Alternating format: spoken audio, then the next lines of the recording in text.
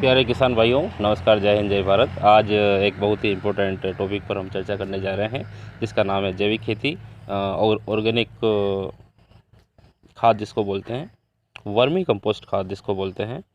तो हम आपको बता रहे हैं इसकी स्टेप बाय स्टेप पूरी जानकारी, जिससे आप लाभान्वित हो और औरों को भी कर सकते हैं।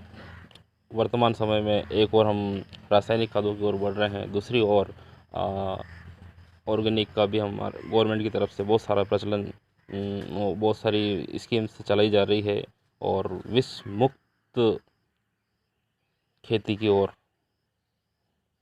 हम बहुत सारे किसान लोग बढ़ रहे हैं और सरकार भी प्रोत्साहन प्रदान कर रही है।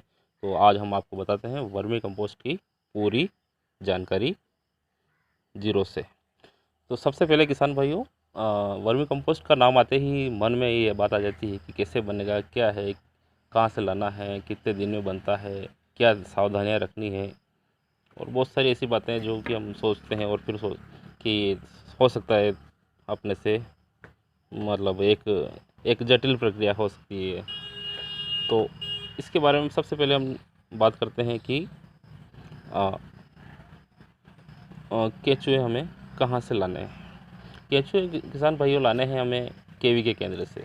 निकटस्थ आपके जो भी केवी के केंद्र है, कृषि विज्ञान केंद्र, वहाँ पर आप जाइए और गवर्नमेंट की जो रेट है उसको पे कीजिए, और आपके कच्चा माल जो है यानी कि गोबर जो है, जितना आपके पास अवेलेबल है उसके अकॉर्डिंग आप केचुए ला सकते हैं। अगर आपके पास गोबर ज़्यादा मात्रा में है तो आप भले ही 5 किलो ला सकते हैं, और कम मात्रा में है तो आधा किलो ला सकते हैं।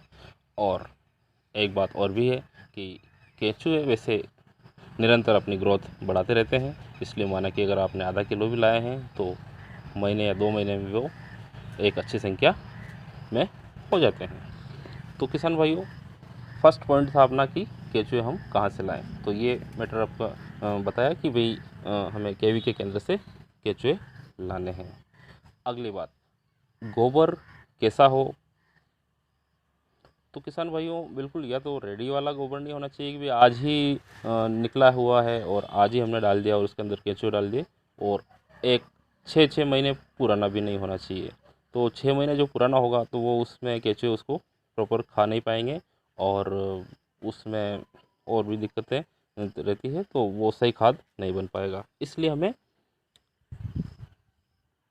लेटेस्ट यानी कि 8 से 10 दिन पुराना गोबर यूज़ करना चाहिए। तीसरी बात, गोबर को हम कहाँ पर डालें। तो किसान भाइयों, जैसे आपके जानवर जहाँ बांध रहे हैं और आपने सोचा कि भाई कोना खाली है तो हम वहाँ डाल दें, तो नहीं, इट्स रॉन्ग। अपने को इसके लिए या तो गवर्नमेंट की तरफ से जो भी सीट प्रोवाइड कराई जा रही है केवी के से मिलके या कृषि विभाग से मिलके, हमें या तो वो लानी चाहिए या घर पर कोई अच्छी सी कुंडी बनवानी चाहिए, ताकि ज़मीन पर सीधा ना डालकर उसको हम एक कुंडी के अंदर डालें। ठीक है। तीसरी बात ये है कि अगर हम ज़मीन पे सीधा डालते हैं तो इससे जो इसके पोषक तत्व होते हैं वो ज़मीन के अंदर चले जाते हैं, और कुंडी होगी तो पोषक तत्व हमारे उसके अंदर ही रहते हैं, इसलिए भी ये आवश्यक है।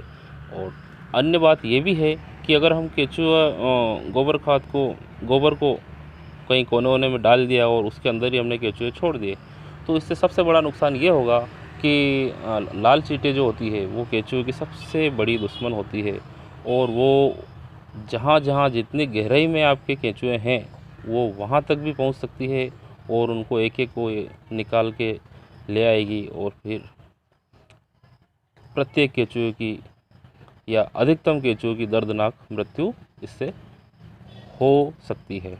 इसलिए हमें इस बात का भी विशेष ध्यान रखना चाहिए।